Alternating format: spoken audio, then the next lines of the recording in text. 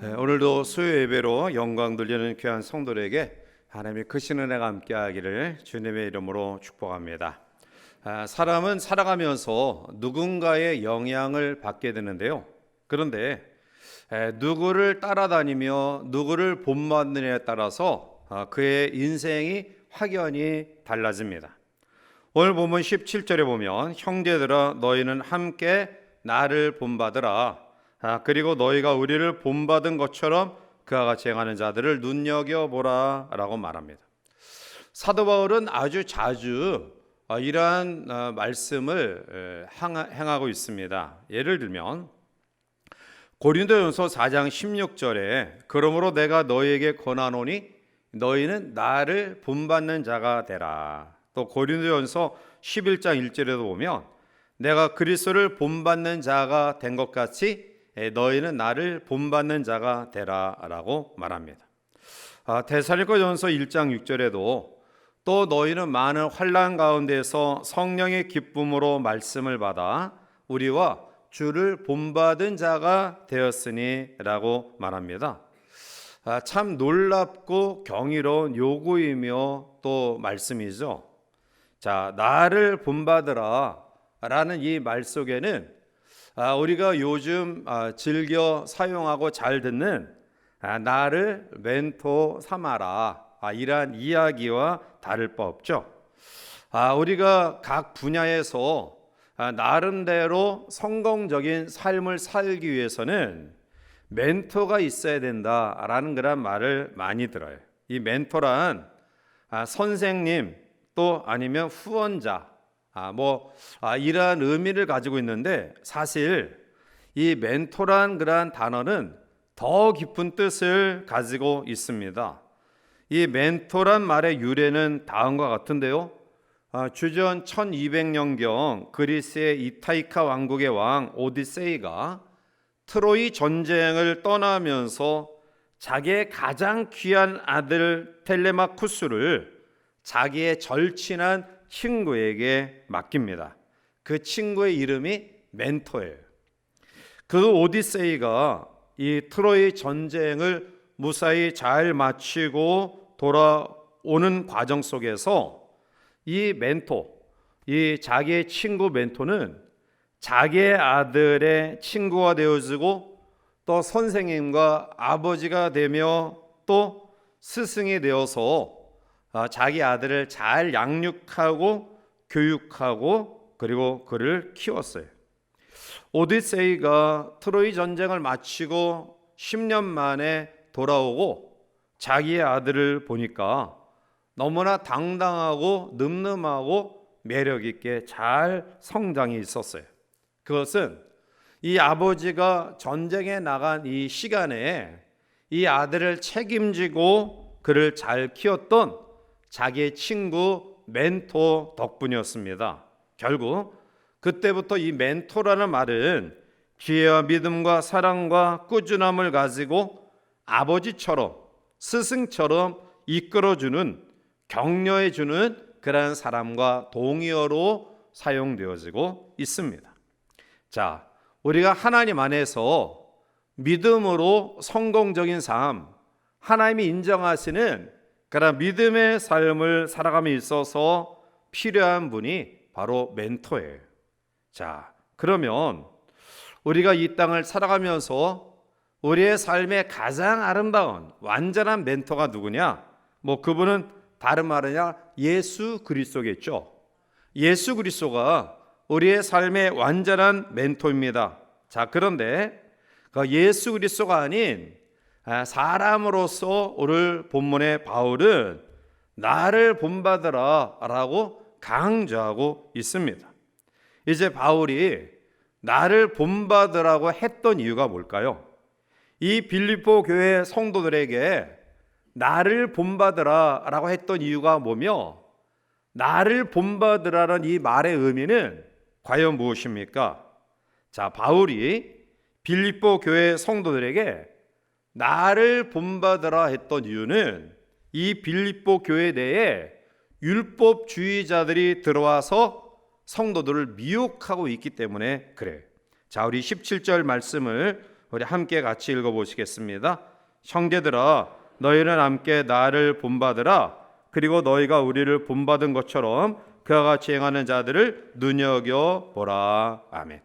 사도 바울은 빌립보 교회 내에 유대 율법주의자들의 잘못된 교리로 미혹하는 것을 보면서 그들에게 그 미혹에 넘어가지 않도록 자기를 본받으라 라고 했는데, 나를 본받으라 라는 이 말은 정말로 이해하기 어려운 그런 말이기도 해요.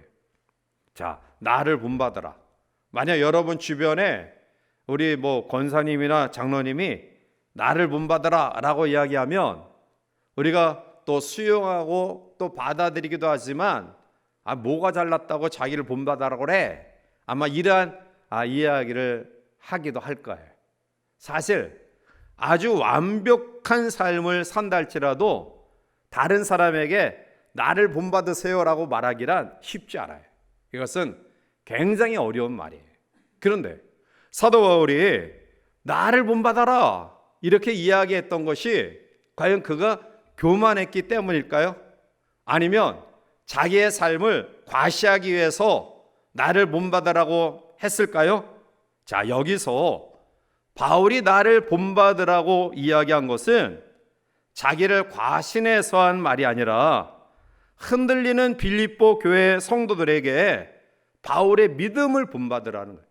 뜨거운 열정, 확고한 신앙, 그리고 하나님 앞에 변함없는 그러한 굳건한 믿음을 본받으라라는 말씀이에요. 사도 바울은 다메섹 도상에서 예수님을 만난 이후에 신앙의 깊은 체험과 확고한 믿음을 가진 사람이에요. 이후에 그는 자기의 생명을 하나님의 복음을 전하는 일을 마치려 하며 자기의 생명을 조금도 아까워하지 아니하는 사명감에 살았던 사람이고요. 그리고 여한 없이 죽도록 충성했던 분이 바울이에요. 그는 나는 사나 죽으나 주의 것입니다. 나는 이제 예수로만 알기로 작정했습니다.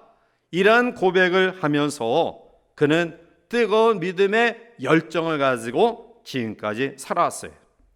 여기서 바울이 나를 본받으라라는 것은 자기가 가진 이 소중한 체험 속에 변함없는 열정, 이 믿음을 본받으라라는 거예요. 율법의 모습으로 사는 사람이 아닌 믿음으로 살아가는 삶을 본받으라라는 거예요. 사도 바울도 단점이 있고요, 흠이 있습니다. 불완전한 요소를 가지고 있습니다. 그러나 그는 신체적으로 또 그의 과거의 행적을 되돌이켜 보면서 완전한 사람 아니지만 여러 가지 불완전한 점이 있지만, 그러나 자신을 본받으라라고 당당하게 이야기할 수 있었던 이유는 그는 예수 그리스도의 복음에 충만한 복음주의자였기 때문에 그래요. 바울이 율법이 필요 없다라고 이야기하는 것 아닙니다.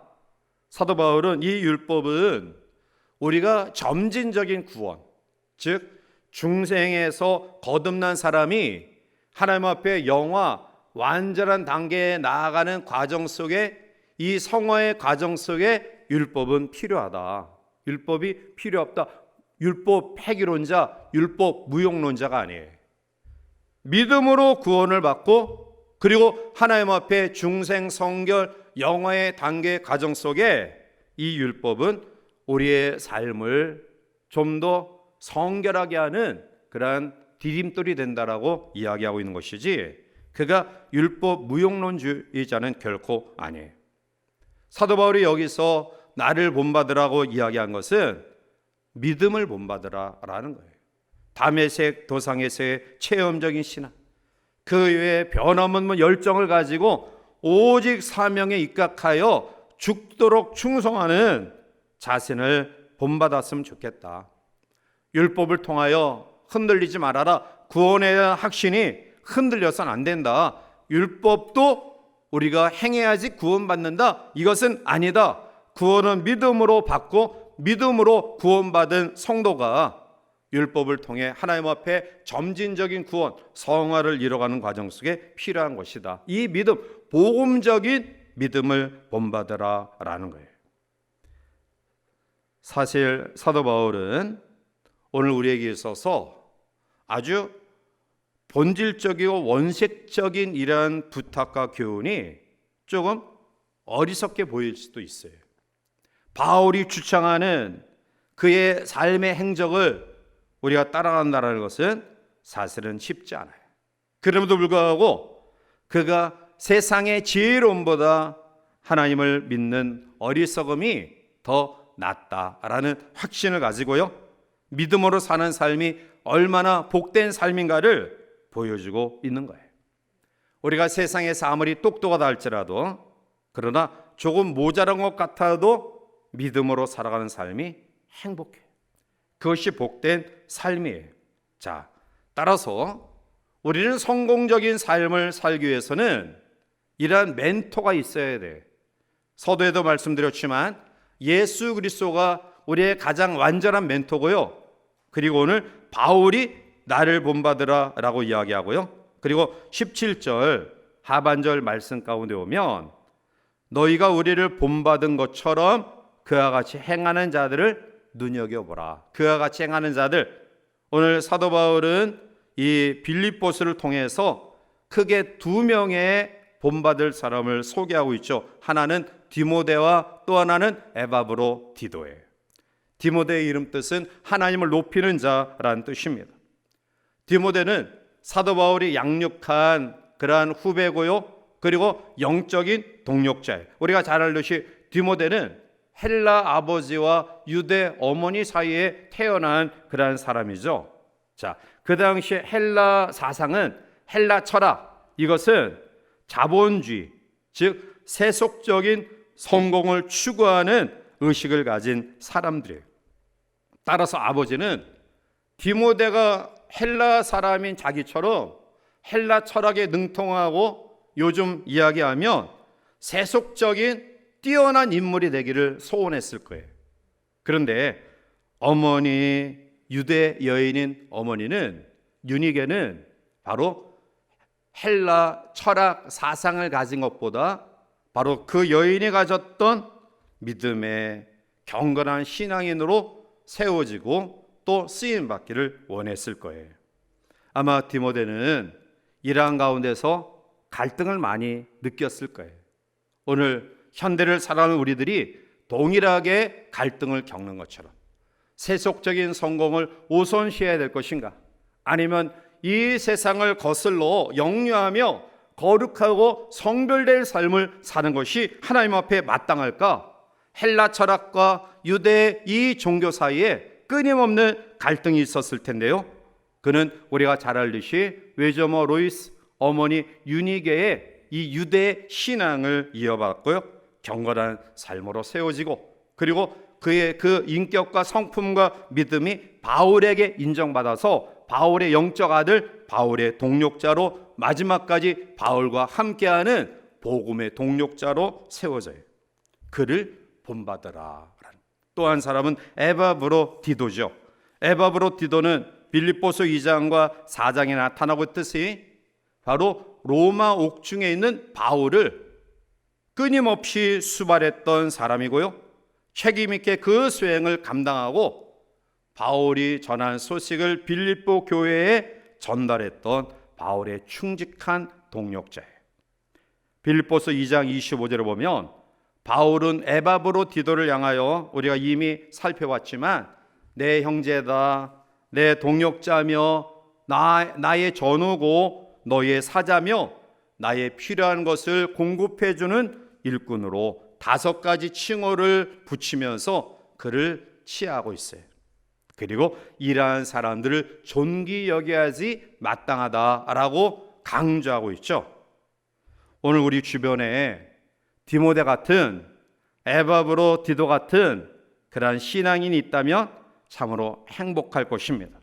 사도 바울은 나를 본받으라, 즉 그의 믿음의 삶을 본받으라고 강하게 외쳤던 이유는 유대 율법에 흔들리지 말아라, 잘못된 구원론, 이 잘못된 교리에 흔들리지 말고 내가 체험한 예수 복음, 십자가 복음, 이 복음의 놀라운 믿음을 너희들이 가져라 라고 말씀하고 있는 거예요.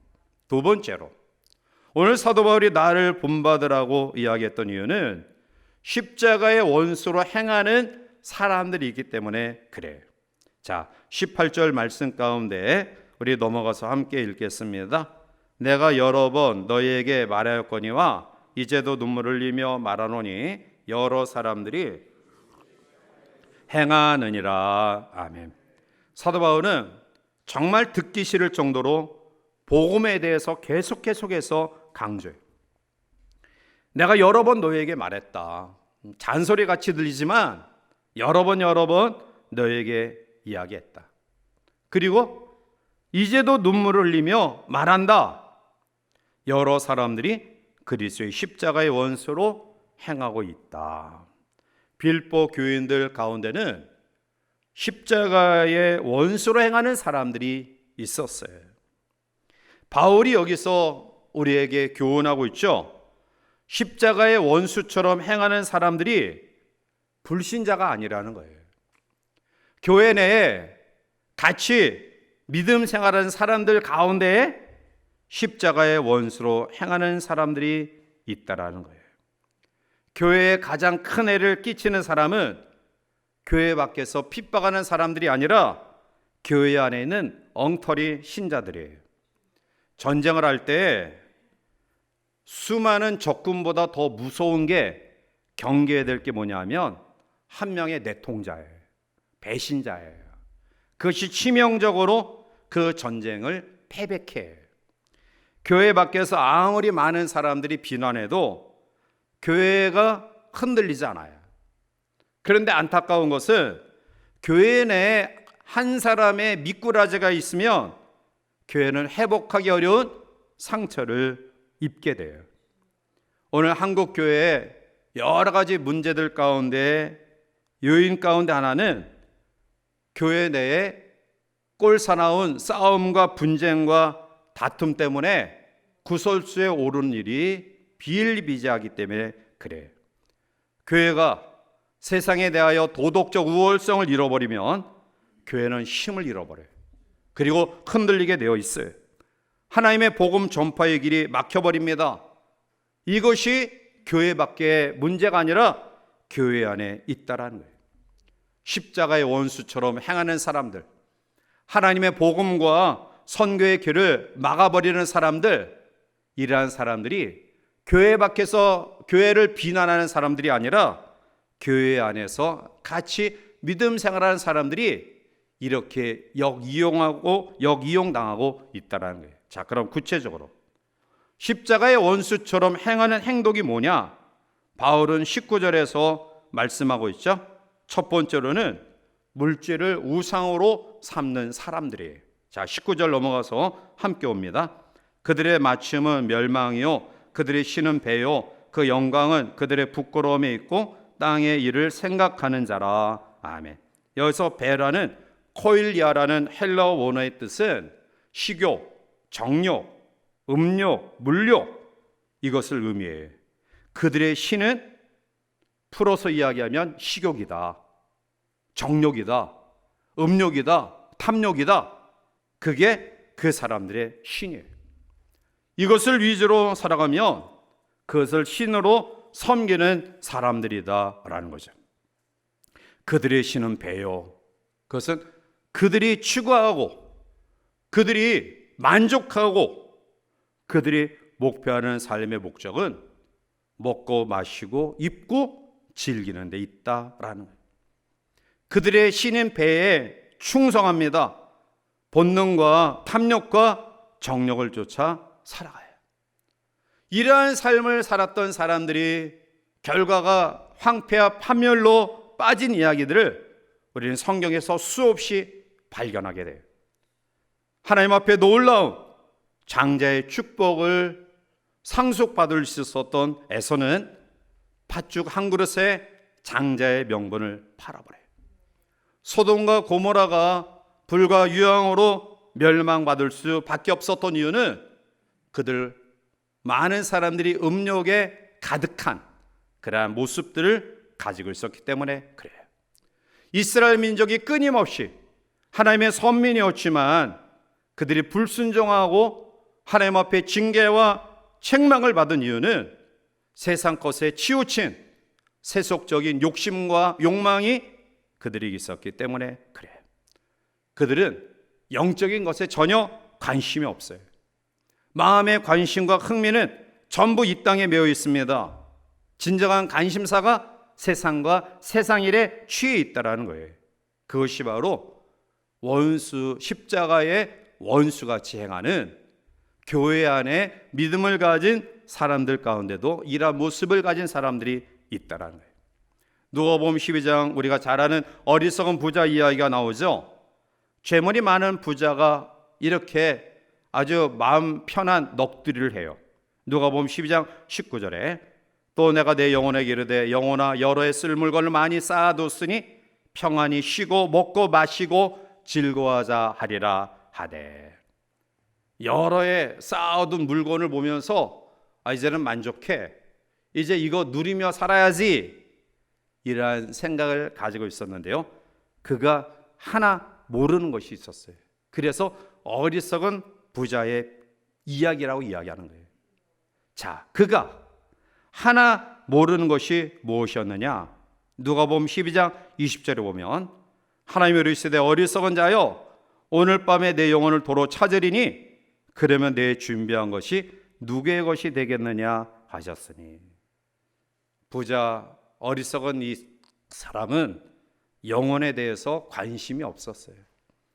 단지 이 세상을 살아가면서 내가 열심히 땀 흘려 거둬들인 것, 나를 위해, 내 자녀를 위해, 내 가정을 위해 쓰고 사용하고 먹고 마시고 즐기면 되지, 이런 마음을 가졌지, 하나님이 주신 이 놀라운 축복과 은혜를 영혼을 위해 준비하는 하나님의 뜻을 외면했던 거예요.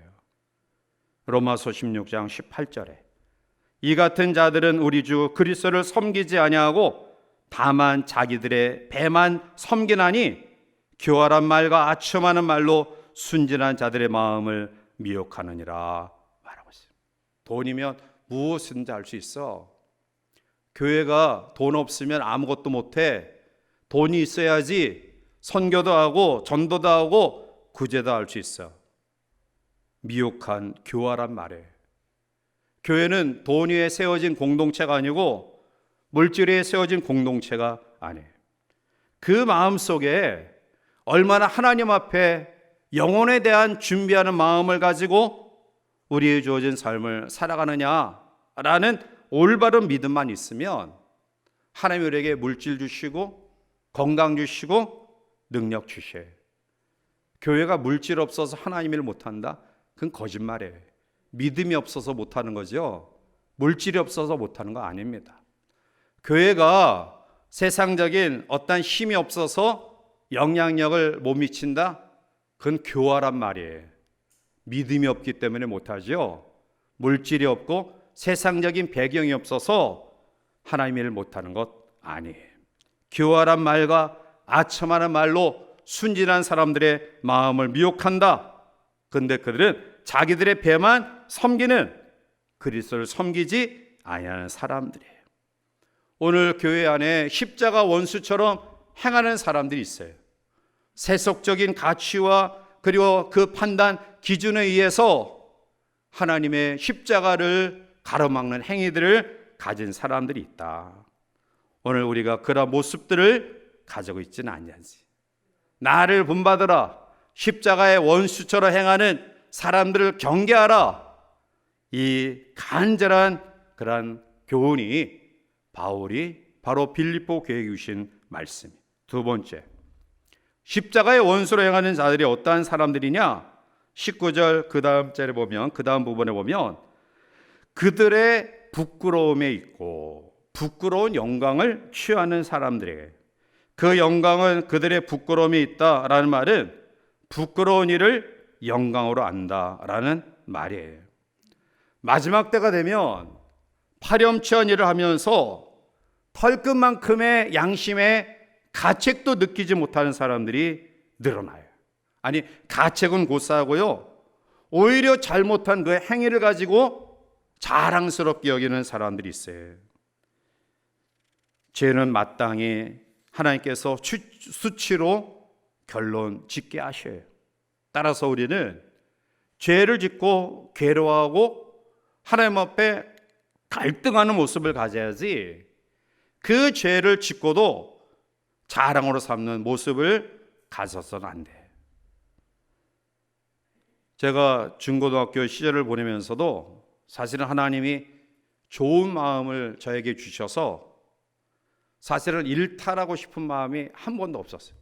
예를 들면 제가 중학교 때 다니던 학교가 그 필드하키 운동 선수들이 있어서 각 반에 그 운동 선수들, 이 키 크고 좀 건장한 아이들이 그 한 반에 한두 명씩 있어요. 근데 걔네들은 공부도 안 하고 그냥 오전에는 아예 들어오지도 않고, 아니면 또 오후에 수업에 들어와도 맨 뒤에서 떠들다가 점심시간이나 또 이 쉬는 시간에 뒷공무니에서 이 담배를 피워요. 고등학교 때도 저희가 축구부하고 이 배구부가 아주 유명한 학교에 다녔기 때문에. 그런데 뭐 그 행위가 나쁘다라는 게 아니라 그들 주변에 몰려드는 아이들은 그게 굉장히 이 부러운 눈으로 쳐다봐요. 그래서 같이 담배도 피고. 제가 아침에 출근할 때 집에서 교회까지 걸어다 보면 그 출근 시간에, 하루의 일과를 상쾌하게 시작해야 될 그 시간에 곳곳에서 담배를 피는 사람들이 있어요. 근데 처녀들이 담배를 피워요. 처녀들이. 제가 보기에도 민망할 정도로. 그런데 그게 자랑스러운 줄 착각해. 나는 다른 사람과 다른 모습을 가지고 있다. 나는 너희들과 지금 다른 특별한 행동을 하고 있다. 이게 얼마나 부끄러운 일이고 얼마나 수치스러운 일이에요. 왕년에 내가 뒷골목을 주름 잡았어, 아니면은 공무원에게 뇌물을 주어서 전혀 이룰 수 없는 일을 성취시켰어, 아니면 높은 사람에게 내가 정말 청탁을 잘해가지고 일을 추진했어. 이거 부끄러운 일 아니에요. 정상적인 방법으로 행하지 않은 일이 그것이 드러나는 것을 부끄러워야 되는데 자랑스럽게 이야기해요. 여러분, 마지막 때가 되면 못된 짓, 부끄러워야 될 일인데, 하나님 앞에 얼마나 부끄러운 일인데 오히려 자랑스럽게 여기는 모습들을 가지고 있어요. 혹시 교회 안에서 이러한 착각 속에 있는 모습들이 우리 가운데 있지는 아니한지. 부끄러운 일인데, 수치스러운 일, 창피한 일이고 하나님 앞에 도저히 있어서는 안 될 일인데 영웅 심리를 가지고 자랑스럽게 자기가 뭔가 큰 일을 한 것처럼 이러한 모습들을 가지고 있지는 아니한지. 그는 잠시 영예를 얻을 수 있지만 비참하게 추락해. 영광은 그들의 부끄러움에 있다. 즉 부끄러움을 영광으로 삼는 사람들. 마지막 세 번째로 땅의 일을 생각하는 사람. 오늘 19절 하반절을 보면 땅의 일을 생각하는 자라. 땅의 일을 생각한 자는 이 세상 일에 애착을 가지는 사람들을 가리켜요. 믿음을 천국 가는 발판모로 삼을 뿐이지 자기가 애착하는 것은 십자가의 원수되는 일, 땅의 일을 생각하는, 즉 세상 일에 애착하는 사람들이에요. 로마서 8장 5절에 보면 육신을 따르는 자는 육신의 일을, 영을 따르는 자는 영의 일을 생각하나니 라고 말해요. 하나님의 관점으로 생각하고 하나님 보시기에 합당한 믿음으로 일을 행해 나가는 것이 아니라 세상적인 관점으로 생각하고 그 일을 이뤄나가요. 여러분, 이 땅에서의 명예와 권력과 재물은 잠깐 있다가 지나가는 철새와 같아요. 그것은 영원하지 않습니다. 오늘 우리가 누릴 수 있어요. 그런데 때가 되면 그것을 좋은 곳으로 시집 보내야 되는데 계속해서 고집하고 잡고 있다가 한다면 그것이 고통이 돼요. 하나님이 우리에게 명예 주실 때 있고요, 물질 주실 때 있고요, 건강 주실 때 있어요. 그럴 때 그것을 잘 흘려보내야 돼. 내 안에 머물러 있게 하면 그때부터 썩어요. 그리고 그 썩음의 냄새가 나를 고통스럽게 만들어요. 자꾸 흘러보내면 새로운 것으로 채워지고요. 그 속에서 향기가 나고요. 기쁨과 활력이 넘쳐나는 거예요. 세상적인 꿈은 이루어도 피곤합니다. 고통이 반드시 동반돼요. 그러나 하나님의 꿈, 하나님이 원하시는 선교의 꿈, 전도의 꿈, 영혼 구원하는 이 꿈은 우리의 삶이 행복해요. 감사가 있어요. 만족이 있고요. 결코 하나님이 원하시는 선교, 전도, 영혼 구원, 하나님의 나락장의 아름다운 꿈은 망하는 법이 없습니다. 결코 악한 세력이 틈 못하여. 땅의 일을 생각하면 오늘 19절 상반절에 결론을 먼저 이야기하죠. 그들의 마침은 멸망이다. 물질을 신호로 삼는 사람들, 부끄러움을 영광으로 착각하는 사람들, 이 세상에 애착을 가지고 세속적인 마음을 가진 자들은 그들의 마침은 멸망이다. 그 끝은 멸망이다 라는 거예요. 멸망이란 이 헬러 아폴레이아라는 말은 구원이라는 헬라어 소테리아라는 말의 반대 개념이에요.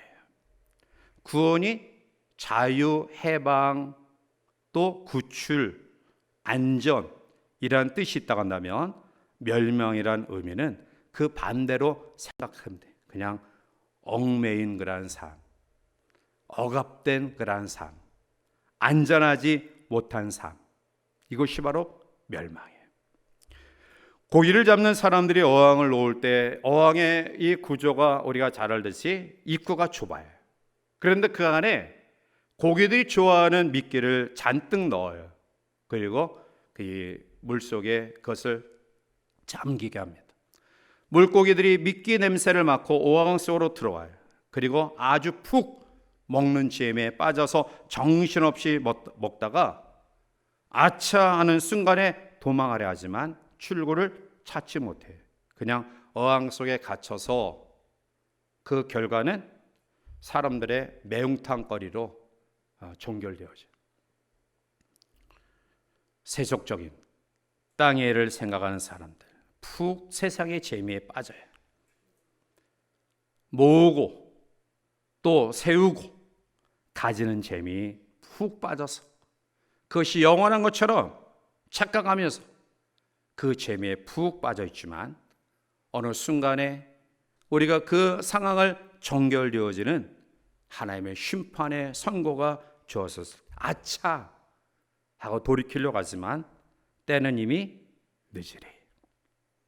그들은 인생에 무엇이 중요한지, 우리가 이 땅의 세속적인 삶에 그것보다 더 중요한 게 무엇인지 전혀 생각하지 않아요.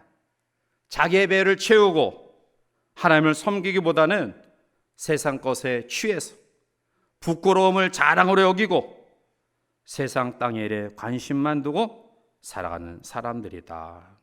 결국 그의 마지막은 멸망이다 라는 거예요. 말씀을 맺습니다. 오늘 우리에게도 본이 되는 사람이 있고 본이 되지 못하는 사람이 있어요. 우리가 본받아야 될 사람, 그것은 복음적인 믿음을 가지고 살아가는 사람, 복음의 능력을 확신하고 살아가는 사람, 그 사람들이 우리가 본받아야 될 사람들, 끝까지 유동치 아니하고 우리의 신앙이 든든히 세워져가는 삶이기 때문에 그래요. 우리가 이 마지막 때가 되면 분별력을 가져야 돼. 영적인 분별력을 가져야 돼. 내가 하나님 앞에 어떠한 삶이 하나님께 마지막까지 좌우로 이탈됨이 없이 하나님이 원하시는 믿음의 경주를 달려가는 삶이지. 내가 누구를 보고 배우고 따라야지만이 내가 흔들림이 없는 믿음의 모습으로 세워져 갈지. 요한 3서 1장 11절에 사랑하는 자여 악한 것을 본받지 말고 선한 것을 본받으라. 선을 행하는 자는 하나님께 속하고 악을 행하는 자는 하나님을 배웁지 못하였느니라 말씀해. 바울은 애정을 가지고 자기가 교만해서 자기가 잘났기 때문에 나를 본받으라고 이야기한 것 아닙니다.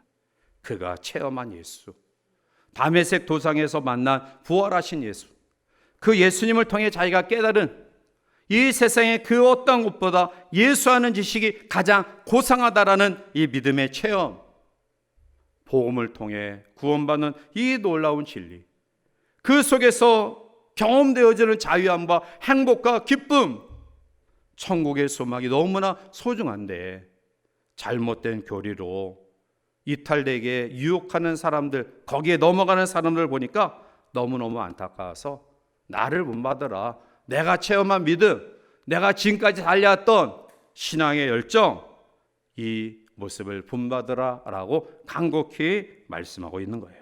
오늘 이 밤 우리는 바울의 믿음을 본받아서 우리가 모양만 가지고 있는 그러한 어리석은 신앙이 아니라 우리의 중심이 하나님 앞에 바르게 인정받는 바울과 같은 믿음의 체험과 흔들림이 없는 열정과 또 신앙을 가진 사람들이 되어서 오늘 여러분들 가정의 자녀들에게, 또 우리 교회 주변의 성도들에게, 또 우리 직장의 많은 사람들에게 멘토가 될 수 있는 정말 아름다운 본을 보일 수 있는 믿음의 삶을 살아가시기를 주님의 이름으로 간절히 축원해 드립니다.